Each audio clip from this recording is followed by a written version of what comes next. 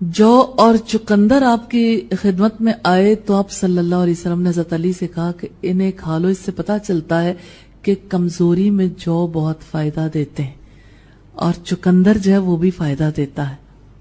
اور یوں ہمیں یہ پتا چلتا ہے کہ بیمار کے لیے لائٹ غذا تیار کرنا اور اسے قوی غذا سے روکنا ضروری ہے، کیونکہ رسول اللہ کی تعلیمات سے ہمیں یہ پتا چلتا ہے کہ پرہیز کرنا ضروری ہے. ابو داؤد کی روایت کا نمبر ہے 3856، ترمذی کی روایت 2037، ابن ماجہ کی روایت ہے 3442. اور یہاں پر ایک اور جو ضمناً بات ہمیں ملتی ہے کہ اگر کسی مریض کو پرہیز کرنے کے لیے کہا جائے تو اسے بھی حضرت علی کی طرح رک جانا چاہیے، جیسے حضرت علی رک گئے تھے رسول اللہ صلی اللہ علیہ وسلم کے کہنے پر. اور یہاں سے ضمناً ایک اور بات پہ نکلتی ہے کہ نبی صلی اللہ علیہ وسلم کی خدمت میں خواتین کھانا پکا کر لایا کرتی تھی. حقیقت یہ ہے کہ کھانا کھلانا اور کھانے کا گفٹ دینا یہ انسانی تعلقات کی بہتری کے لیے ضروری ہے اور محبتیں پیدا کرنے والا عمل. اس سے تعلقات میں بڑی مضبوطی پیدا ہوتی ہے. لیکن باب کے ریفرنس سے اور جو موضوع ہم دیکھ رہے ہیں اس کے ریفرنس سے ہمیں یہ پتا چلا کہ جو ہلکی غذا ہے، اور آپ جانتے ہیں جو کا دلیا جو ہے یہ پیشنٹس کو آج بھی کھلایا جاتا ہے اور سب سے زیادہ مفید محسوس ہوتا ہے. جو کو اگر آپ دیکھیے تو یہ اتنا لائٹ ہوتا ہے، اندر بہت زیادہ حرارت پیدا نہیں کرتا. اسی وجہ سے جن لوگوں کو معدے کی تکلیف ہوتی ہے ان کو بھی جو ایڈوائز کیے جاتے ہیں، اور عام طور پر بھی اگر بیماروں کو یہ کھلایا جائے، یہ خود دوا ہے. جو بھی چقندر بھی یہ خود دوا کا کام کرتے ہیں، لائٹ ہونے کی وجہ سے مفید رہتے ہیں. حدیث نمبر 7 ہے. حضرت قتادہ بن نعمان فرماتے ہیں رسول اللہ نے فرمایا اللہ تعالیٰ جب کسی بندے سے محبت کرتا ہے تو اس کو دنیاوی مال و مناصب سے روکے رکھتا ہے، جیسا کہ تمہارا ایک اپنے بیمار کو پانی سے روکتا ہے. یہ ترمذی کی روایت ہے 2036. تو حدیث سے ہمیں دو باتیں پتہ چلتی ہیں. ایک تو یہ پتہ چلتا ہے کہ یہ اللہ کی رحمت ہے کہ اللہ تعالیٰ کسی کو مال اور منصب سے روک لے. یہ اللہ کی محبت کی علامت ہے کہ انسان کے اوپر مالداری کی بجائے فقر طاری ہونا شروع ہو جائے. فقیری جو ہے یا مال کی کمی اللہ کی طرف سے آزمائش بھی ہے، لیکن اللہ کی محبت کی علامت بھی ہے. اس کا یہ مطلب نہیں کہ انسان مال نہ کمائے. یہ روک کے رکھنے سے مراد یہ ہے کہ انسان کوشش بہت کر رہا ہے لیکن اسے وہ سب کچھ مل نہیں رہا. روکنے کا مطلب یہ ہوتا ہے کہ کوئی آگے بڑھنے کی کوشش میں اسے بڑھ کے تھام لیا جائے. اور دوسری چیز جو رسول اللہ کی اگزامپل ہے وہ اصل ہے، وہ یہ کہ جیسا کہ تمہارا ایک اپنے بیمار کو پانی سے روکتا ہے. اس سے ہمیں یہ پتا چلتا ہے کہ بیمار کو کچھ بیماریوں میں پانی سے روکا جا سکتا ہے. کچھ بیماریاں تو ایسی ہیں جس میں پانی بہت مفید ثابت ہوتا ہے. جیسے نبی صلی اللہ علیہ وسلم کو جب مرض وصال میں جب آپ صلی اللہ علیہ وسلم کا انتقال ہوا تو بخار شدید تھا، تو آپ صلی اللہ علیہ وسلم نے پانی منگوایا اور پانی بہت زیادہ اپنے اوپر ڈلوایا تاکہ بخار کی شدت کم ہو جائے. تو عام طور پر اگر دیکھا جائے کچھ بیماریاں ایسی ہوتی ہیں جب مریض کا پانی کو ہاتھ لگانا یا نہانا یا اسی طرح سے یعنی شدت کے مرض میں جو ہے پانی کسی طرح سے یوز کرنا اس کے لیے مناسب نہیں ہوتا. کچھ بیماریاں ایسی ہوتی ہیں. اس سے ہمیں یہ پتا چلتا ہے کہ پرہیز ضروری ہے جہاں ناگزیر ہو. یعنی چاہے پانی سے رکنا ضروری ہو تو پانی سے رک جائیں، اگر کسی اور چیز سے رکنا ضروری ہے تو رک جانا چاہیے. حدیث نمبر 8 ہے. حضرت صہیب سے روایت ہے، فرماتے ہیں میں نبی صلی اللہ علیہ وسلم کے پاس آیا، آپ کے سامنے روٹی اور کھجور تھی.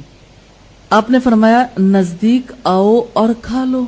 میں نے کھجور کھانا شروع کی. آپ نے فرمایا آپ کھجور کھاتے اور آپ کی آنکھ دکھ رہی ہے. یعنی قریب آنے پہ پتا چلا کہ آنکھیں دکھ رہی ہیں. میں نے عرض کیا میں دوسری طرف سے کھجور چباتا ہوں. یعنی آنکھ تو میری ایک طرف کی دکھ رہی ہے، کھجور میں دوسری طرف سے کھا رہا ہوں. یہ سن کر آپ نے تبسم فرمایا. یعنی ایک انسان کی خواہش ہے، اس کا جی چاہتا ہے کہ میں کھا لوں، لیکن ظاہر ہے وہ چیز نقصان پہنچانے والی ہے. ابن ماجہ کی روایت ہے 3443. اور یہاں سے ہمیں بہت ساری پیاری پیاری باتیں پتہ چلتی ہیں. جیسے یہ پتہ چلتا ہے کہ صحابہ کرام کس طرح سے نبی صلی اللہ علیہ وسلم کے ساتھ فرینک تھے، حفظ مراتب کا، ادب کا خیال بھی رکھتے تھے، لیکن لائٹ گفتگو کر لیتے تھے. مثلا آپ نے یہ جب سوال کیا کہ آنکھیں دکھیں تو کھجور کھاتے ہو، تو دوسرے شخص نے جب یہ کہا کہ کھجور تو میں دوسری طرف سے کھاتا ہوں، تو اپنی طرف سے ایک چھوٹی سی بات بھی کر دی، اور یہ ہے کہ رسول اللہ کو خوش بھی کر دیا. اور پھر یہ بھی ہمیں پتہ چلا کہ آنکھیں بعض اوقات جو ہے وہ کھجوروں کی وجہ سے زیادہ دکھ سکتی ہیں. یعنی کھجور چونکہ قوی غذا ہے نا، تو قوی غذائیں جو ہیں حرارت والی ہوتی ہیں زیادہ، اور جب آنکھیں گرمی کی وجہ سے دکھ رہی ہوں یا کوئی ایسا سلسلہ ہو تو اس میں حرارت والی چیزیں استعمال کرنا مناسب نہیں رہتا. اس سے ہمیں پتہ چلتا ہے کہ پرہیز ضروری ہے. اور ہمیں رسول اللہ کی فراست اور فہم کا بھی پتہ چلتا ہے کہ آپ صلی اللہ علیہ وسلم کس طرح سے لوگوں کے ساتھ ڈیل کیا کرتے تھے، اور محبت کا بھی. مثلا آپ کے سامنے روٹی اور کھجور ہے، آپ نے آنے والے سے کہا آؤ کھانے میں شریک ہو جاؤ، اور یہ آپ کی محبت تھی.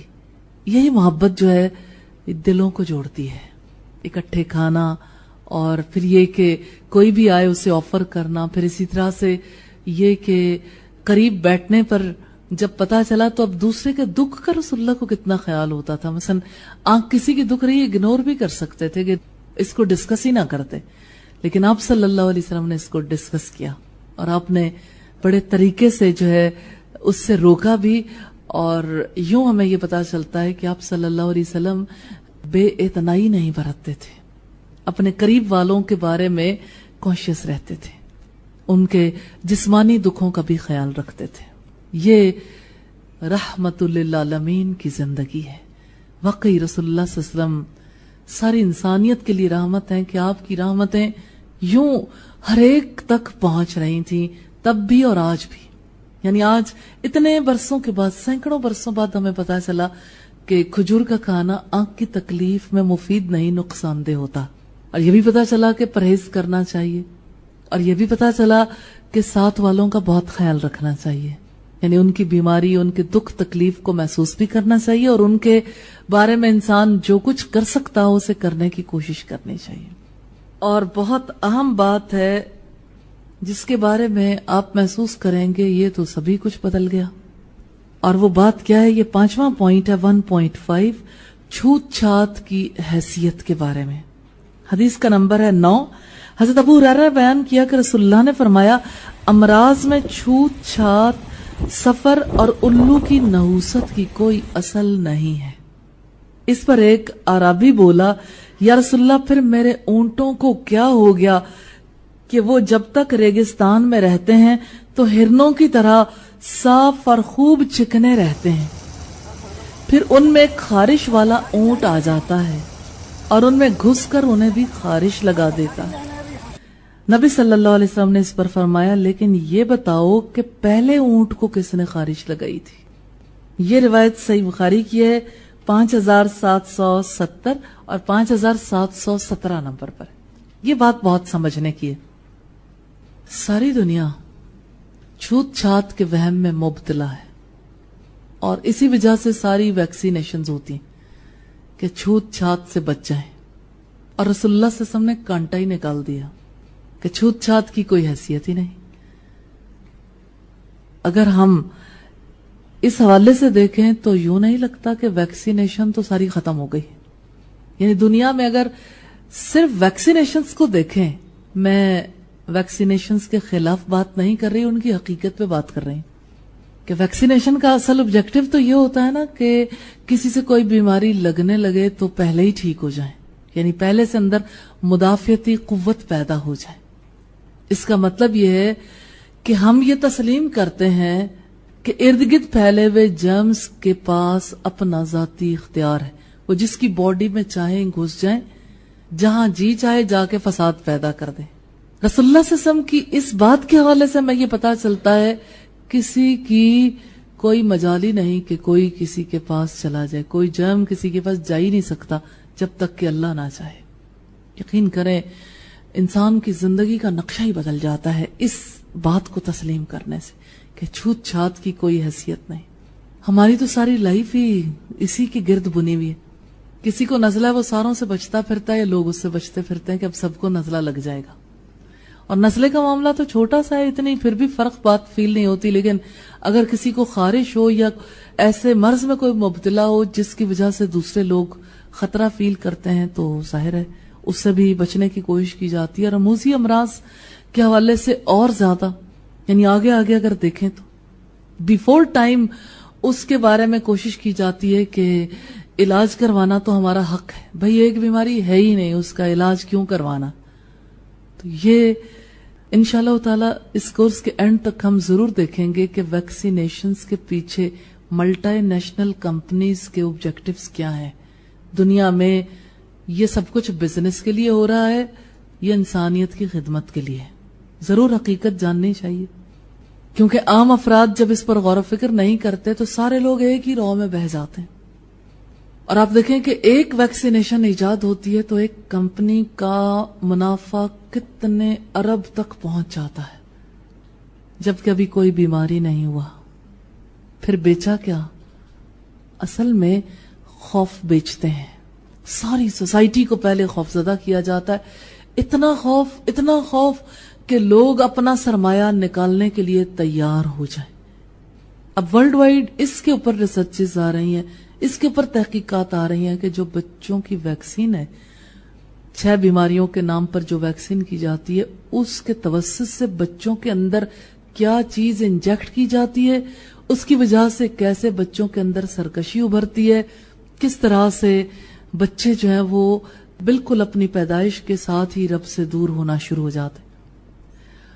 اور اسی نوعیت کی اور بھی چیزیں ایسی ہیں جن کو پڑھنے کی ضرورت ہے. اور انٹرنیشنلی یہ چیزیں اب کافی زیادہ یعنی توجہ طلب ہوتی جا رہی ہیں، اور لوگ ان کی طرف توجہ بھی کر رہے ہیں جو تحقیقات ہو رہے ہیں. اور بہت سارے لوگ ہیں جن کو یقین آ چکا، وہ ویکسینیشن سے اپنے آپ کو اور اپنے بچوں کو بچا چکے. یہ ایک علیحدہ ایشو ہے، اس کے اوپر بھی ہم بات کریں گے، لیکن ہم فی الوقت اس کے اوپر بات کر رہے ہیں کہ چھوت چھات کی کوئی حیثیت نہیں ہے. رسول اللہ نے اس کی مثال دی کہ ایک شخص نے کہا کہ میرے اونٹ بالکل صاف چکنے اور ہرنوں کی طرح تھے، یعنی بھاگتے پھرتے تھے، کوئی بیماری انہیں نہیں تھی. اور پھر اچانک ایک خارش والا اونٹ آیا اور اس نے سب کو خارش لگا دی. تو آپ صلی اللہ علیہ وسلم نے کتنا عمدہ حل نکالا کہ یہ بتاؤ پہلے اونٹ کو خارش کس نے لگائی تھی. اس کا مطلب یہ ہے کہ اللہ کی تقدیر کے بغیر کوئی مرض لاحق نہیں ہوتا. تو یہ اللہ کی تقدیر پر ایمان لانا بڑا ضروری ہے. جب مرض لاحق ہو اللہ کی طرف سے ہوتا، اور علاج بھی اللہ نے اتارا ہے. اور وہم میں پڑنا جو ہے ظاہر یقین کو متاثر کرتا ہے، ایمان کو متاثر کرتا ہے. وہم میں پڑنا تو درست نہیں ہے، تو چھوت چھات میں پڑنے والا وہم میں پڑتا. یہ چھوت چھات کا جو کانسیپٹ ہے نا، انسان کو انسان سے کاٹنے والا کانسیپٹ ہے. انسان سے نفرت کرتا، انسان کو قابل تنع نہیں سمجھتا، جبکہ بیماری کا اس کے ہاتھ میں تو اختیار نہیں ہے. اس کو جہاں سے بیماری لگی وہ بھی اللہ کے اذن سے، اور جس کو آگے لگے گی وہ بھی اللہ کے اذن سے. اس میں کوئی شک نہیں کہ جرمز اثر انداز ہوتے ہیں، لیکن اللہ کی اجازت کے بغیر نہیں. اثر انداز اسی پہ ہوں گے جس کے لیے اللہ کی تقدیر ہے، وہ چاہے کوئی آئے یا نہ آئے. وہ جو کام ہونا ہے وہ تو طے شدہ ہے، وہ ہو ہی جانا ہے. تو وہم میں مبتلا ہونے کا کیا فائدہ ہے؟ سوائے نقصان کے کوئی فائدہ نہیں. انسان ہی نہیں رہتا. انسان جو چھوت چھات میں مبتلا ہے وہ بیچارہ وہم میں مبتلا ہے، اپنی جگہ سکڑا بیٹھا. دوسرے کے دل میں یہ خیال آتا ہے اس نے اپنے آپ کو بڑا سمجھا. یہ تکبر میں مبتلا، اس کا دل بھی دکھ گیا، تو انسانی تعلقات متاثر نہیں ہوتے. تو اللہ کے رسول صلی اللہ علیہ وسلم نے کس طرح سے، کتنی پیاری آپ کی گفتگو تھی، کتنا پیارا آپ کا انداز تھا. اچھا یہ بتاؤ پہلے اونٹ کو خارش کس نے لگائی تھی؟ کچھ اور نہیں کہا. اب ایک انسان کا ذہن مصروف کر دیا کہ وہ سوچے اور پھر کچھ نہ پائے اور اللہ کو موجود پائے کہ ہاں اسے تو اللہ نے لگائی تھی. تو پھر آپ کو کس نے لگانی؟ اللہ نے. اور اگر اللہ سے پناہ مانگیں گے تو اللہ بچائے گا، اور اللہ نے طے کر رکھا ہے تو کوئی بچا نہیں سکتا. تو پاور کس کے ہاتھ میں؟ اختیار اللہ کے ہاتھ میں. جب ہم وہم میں مبتلا ہوتے ہیں تو ہمارا یقین خراب ہوتا ہے، ایمان خراب ہوتا ہے۔ یہ حدیث جو تھی یہ صحیح بخاری کی تھی 5770 اور 5717، اور حدیث نمبر 10 سے حضرت ابو ہریرہ نے بیان کیا کہ رسول اللہ نے فرمایا چھوت کی کوئی حقیقت نہیں ہے۔ آپ صلی اللہ علیہ وسلم کے الفاظ ہیں لا ادوا، چھوت کی کوئی حقیقت نہیں ہے۔ یہ روایت صحیح بخاری کی ہے، 5773 نمبر ہے۔ اس سے ہمیں یہ پتا چلتا ہے کہ اصل حقیقت اللہ کی ذات کی ہے، کیونکہ اللہ کے چاہنے سے ہوتا جو کچھ ہوتا۔ تو جو چھوت کو اصل حقیقت سمجھتا ہے وہ چھوت سے بچتا پھرتا ہے، اور جو اللہ کو اصل حقیقت سمجھتا ہے وہ اللہ کی طرف رجوع کرتا ہے اور اللہ سے ڈرتا ہے۔ تو اب آپ مجھے یہ بتائیے کہ اللہ کے ڈر کے راستے میں حائل کیا چیز ہے؟ وہم حائل ہے۔ حدیث نمبر 11 ہے، حضرت ابو ہریرہ نے بیان کیا کہ رسول اللہ نے فرمایا کوئی شخص اپنے بیمار اونٹوں کو کسی کے صحت مند اونٹوں میں نہ لے جائے۔ حضرت ابو ہریرہ نے پہلی حدیث کا انکار کیا۔ ہم نے حضرت ابو ہریرہ سے عرض کیا کہ آپ ہی نے ہم سے یہ حدیث نہیں بیان کی کہ چھوت یہ نہیں ہوتا۔ پھر وہ غصے میں حبشی زبان بولنے لگے۔ ابو سلمہ بن عبد الرحمن نے بیان کیا کہ اس حدیث کے سوا میں نے حضرت ابو ہریرہ کو کوئی اور حدیث بھولتے نہیں دیکھا۔ صحیح بخاری کی روایت ہے 5774 اور 5771 نمبر پر۔ تو یہاں اس حدیث سے اگرچہ ہمیں بظاہر ایسا فیل ہوتا ہے کہ کوئی کنفیوژن پیدا ہو گئی، لیکن حدیث کے حوالے سے ہمیں یہ پتا چلتا ہے کہ ہر چیز اللہ کے اختیار میں ہے، لیکن جان بوجھ کر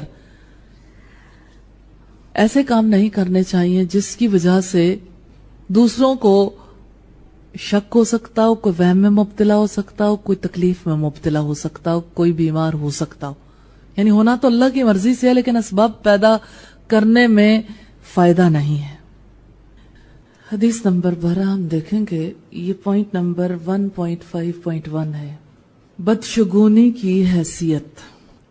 حضرت ابن عمر نے بیان کیا کہ رسول اللہ صلی اللہ علیہ وسلم نے فرمایا امراض میں چھوت چھات کی اور بدشگونی کی کوئی اصل نہیں ہے، اور اگر نحوست ہوتی تو صرف 3 چیزوں میں ہوتی، عورت میں، گھر میں اور گھوڑے میں۔ صحیح بخاری کی روایت ہے 5772 اور 5753 نمبر پر۔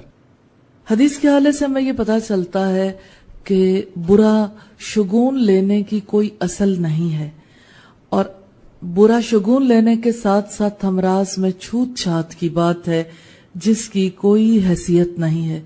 اور 3 چیزوں کے بارے میں رسول اللہ صلی اللہ علیہ وسلم نے جو خاص طور پر بتایا کہ اگر نحوست ہوتی تو یا تو عورت میں ہوتی، یا گھر میں، یا گھوڑے میں۔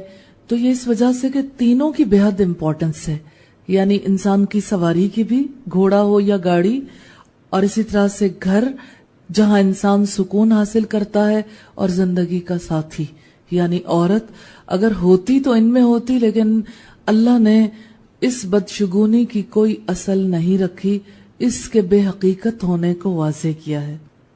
حدیث نمبر 13 ہے، حضرت ابو ہریرہ سے روایت ہے، نبی کریم صلی اللہ علیہ وسلم نے فرمایا چھوت لگ جانا یا بدشگونی یا الو یا سفر کی نحوست یہ کوئی چیز نہیں ہے۔ یہاں اس حدیث کے حوالے سے ہمیں کچھ خاص باتوں کا اور پتہ چلتا ہے، جس میں سے جو ہمارے موضوع سے متعلق ہے وہ تو بدشگونی ہے، اور ہم جو پہلے پڑھ چکے وہ چھوت چھات ہے، یعنی اس کی اصل نہیں، اس کی کوئی بنیاد نہیں ہے، اس کی کوئی حقیقت نہیں ہے۔ اور اسی طرح سے الو کی کوئی نحوست نہیں، جیسے جن سوسائٹیز میں توہمات پر بڑا یقین کیا جاتا ہے، ان سوسائٹیز میں الو کو بھی منحوس سمجھا جاتا ہے، اور اسی وجہ سے جہاں کہیں کسی کی نحوست کو ثابت کرنا ہوتا ہے وہاں الو کے ساتھ کوئی نہ کوئی رشتہ گانٹھ دیا جاتا ہے۔ ہماری سوسائٹی میں بھی ایسی گالیاں دی جاتی ہیں یا ایسی باتیں کی جاتی ہیں جس سے پتہ لگتا ہے کہ یہاں پر بھی اس کے بارے میں غلط فہمیاں موجود ہیں۔ تو نحوست کی کوئی اصل نہیں ہے۔ اسی طرح سفر مہینے کا نام ہے. جیسے رسول اللہ صلی اللہ علیہ وسلم کے دور میں بھی ایسا تھا اور آپ صلی اللہ علیہ وسلم کے بعد بھی یہ سلسلہ جاری رہا. سفر کے 13 دنوں کے بارے میں کہا جاتا ہے کہ یہ 13 تیزی کے دن ہیں اور ان دنوں میں کوئی خیر نہیں اترا کرتی اور یہ دن منحوس ہیں اور سفر کے مہینے کے چاند کے بارے میں کسی کو خبر نہ دو اور اسی نوعیت کی بے حقیقت اور بے اصل چیزیں ہیں. تو ان کی اصل میں کوئی حقیقت نہیں ہے. یہ صحیح بخاری کی روایت ہے, 5757 نمبر ہے. حضرت عبداللہ ابن مسعود نے بیان کیا کہ نبی صلی اللہ علیہ وسلم نے فرمایا بدشگون لینا شرک ہے اور ہم میں سے جس کو بدشگونی کا وہم پیدا ہو تو اللہ تعالیٰ اس کو دور کر دے گا توکل کی وجہ سے. ابن ماجہ کی روایت ہے 3538 نمبر ہے اور بہت امپورٹنٹ روایت ہے. پہلی بات تو یہ ہے کہ برا شگون لینے کا درجہ کیا ہے. برا شگون لینا جو ہے یہ شرک کے درجے میں آتا ہے.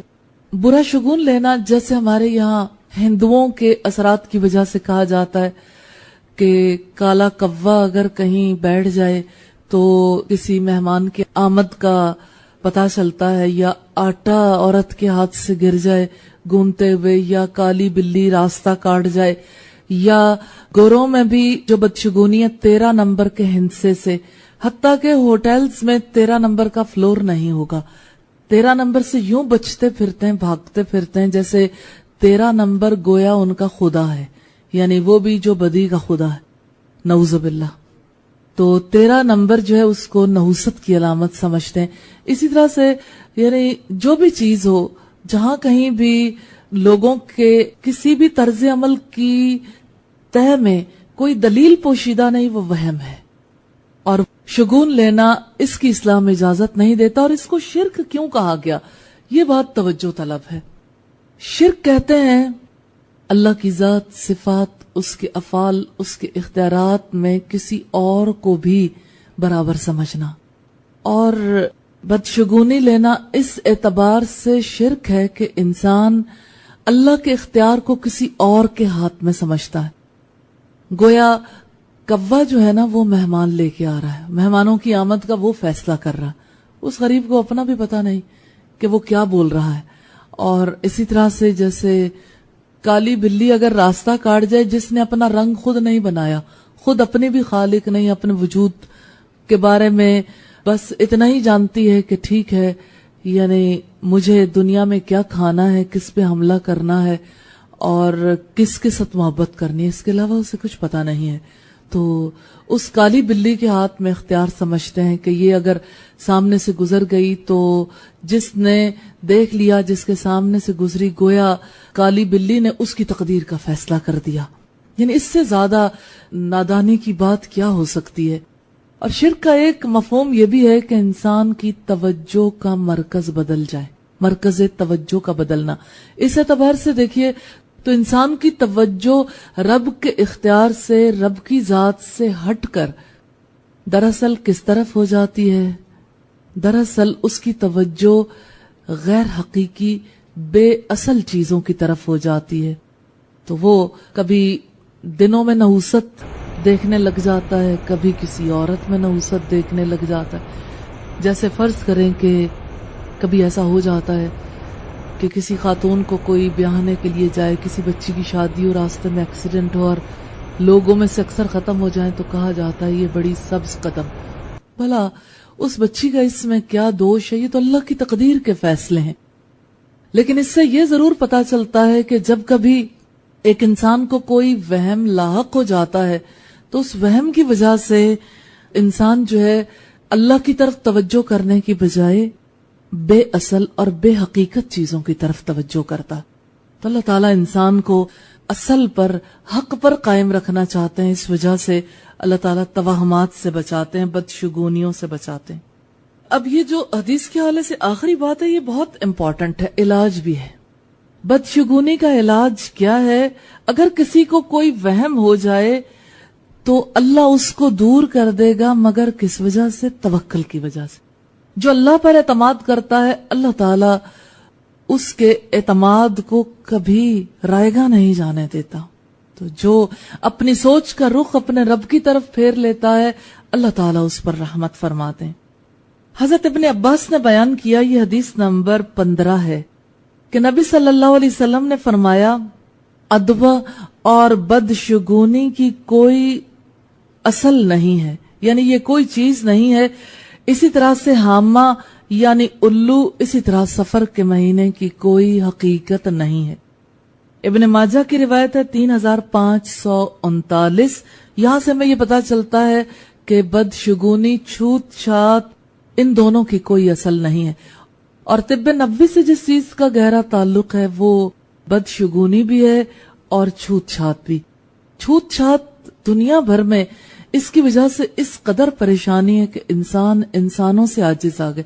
آپ کو یاد ہوگا کچھ عرصہ پہلے اس بارے میں ایک غلط فہمی پیدا کرنے کی کوشش کی گئی تھی، اچانک میرے ذہن سے مس ہو گیا کہ وہ کون سا وائرس تھا کہ خط کھولو تو تب بھی، اور اگر کسی چیز کو ہاتھ لگ جائے تو تب بھی، اور ایک عجیب خوف و ہراس کی فضا ہر طرف پھیل گئی تھی۔ اگر آپ دیکھیں تو کون سے جرمز ہیں جو فضا میں پائے نہیں جاتے، یا کچھ ایسی چیزیں ہیں جو پانی میں موجود ہوتی ہیں، کچھ ایسی چیزیں ہیں جو ہماری خوراک کے توسط سے ہمارے اندر آ جاتی ہیں، لیکن اللہ رب العزت نے ہمیں جو طریقہ کار بتایا ہے وہ یہ کہ انسان کو وہی چیز نقصان پہنچاتی ہے جس کے بارے میں اللہ کا ارادہ ہو، جس کی تقدیر لکھ دی گئی ہو۔ جیسا کہ حضرت ام سلمہ نے نبی صلی اللہ علیہ وسلم سے یہ کہا تھا کہ اس زہریلی بکری کے گوشت کی وجہ سے آپ ہر سال بیمار ہو جاتے ہیں، تو آپ صلی اللہ علیہ وسلم نے فرمایا تھا کہ یہ تو میری تقدیر میں لکھا ہوا تھا، یعنی بیماری جو ہے یہ اللہ کی تقدیر کی وجہ سے آتی ہے، چھوت چھات کی وجہ سے نہیں آتی۔ اس کا مطلب ہے پوری دنیا وہم میں مبتلا ہے کہ اللہ کی ذات کے علاوہ شاید وائرس کے ہاتھ میں کوئی اختیار ہے، یا اسی طرح سے مختلف جو جرمز ہیں ان کے پاس کوئی اختیار ہے کہ وہ جس کو چھو گئے، ٹچ کر گئے، بس اس نے ضروری بیمار ہو جانا ہے۔ آپ نوٹ کریں کبھی کہ وہ افراد بھی ہوتے ہیں جن افراد کو اللہ تعالیٰ بیماروں کے درمیان رہنے کا موقع دیتا ہے لیکن انہیں بیماری سے بچا لیتا ہے، لیکن کچھ لوگ بیمار ہو جاتے ہیں۔ تو جب کبھی کوئی تبدیلی آتی ہے انسانوں کے اندر، کوئی تکلیف، کوئی مصیبت، مشقت انسان محسوس کرتے ہیں، تو یہ بنیادی طور پر اللہ کی تقدیر کی وجہ سے، جو اللہ لکھ دے، اس کے فیصلے زمین پر نہیں ہوتے، یہ فیصلے آسمانوں پر ہوتے ہیں۔ 1.5.2 ہے کہ نیک فال لینا کچھ برا نہیں ہے۔ فال لینا یہ چونکہ ہماری سوسائٹی میں بڑا کامن ہے، آج بھی فال لی جاتی ہے اور کل بھی فال لی جاتی تھی، تو ہم رسول اللہ صلی اللہ علیہ وسلم کی حدیث کے حوالے سے دیکھیں گے کہ نیک فال لینے سے کیا مراد ہے، اور اس میں اگر برائی نہیں ہے تو اس سے کیا مراد ہے۔ حدیث نمبر 16 ہے، حضرت ابو ہریرہ نے بیان کیا کہ نبی کریم صلی اللہ علیہ وسلم نے فرمایا بدشگونی کی کوئی اصل نہیں اور اس میں بہتر فال نیک ہے۔ لوگوں نے پوچھا کہ نیک فال کیا ہے یا رسول اللہ؟ آپ نے فرمایا نیک بات جو تم میں سے کوئی سنے، یعنی جو نیک بھلی بات ہے یہ نیک فال۔ اس کا مطلب یہ ہے کہ فال کا وہ مفہوم جو ہماری سوسائٹی میں لیا جاتا ہے وہ اصلاً غلط ہے۔ حدیث کا نمبر بتاتی ہوں آپ کو، صحیح بخاری کی روایت کا نمبر ہے 5754 اور 755۔ اس میں یہ بات توجہ طلب ہے کہ نیک بات جو تم میں سے کوئی سنے، اس سے کیا مراد ہے؟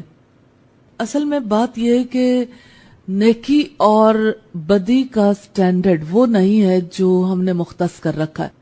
یاد رکھیے گا، نیکی کی بنیاد وہم پر نہیں، من گھڑت خرافات باتوں پر نہیں، نیکی کی بنیاد حق پر ہے، یعنی نیکی اسے کہتے ہیں جو اللہ کی طرف سے آئے۔ مثلاً قرآن حکیم میں ہے وَلَكِنَّ الْبِرَّ مَنِ اتَّقَى، نیکی یہ ہے جو کوئی اللہ سے ڈر جائے۔ اس کا مطلب یہ ہے کہ نیکی اصل میں اللہ کا خوف ہے، اور نیک بات وہ ہے جو اللہ کے خوف کے مطابق کی جائے لیکن مرضی سے نہیں، اللہ کے دیے ہوئے کلام کے مطابق، اللہ کے رسول صلی اللہ علیہ وسلم کی تعلیمات کے مطابق۔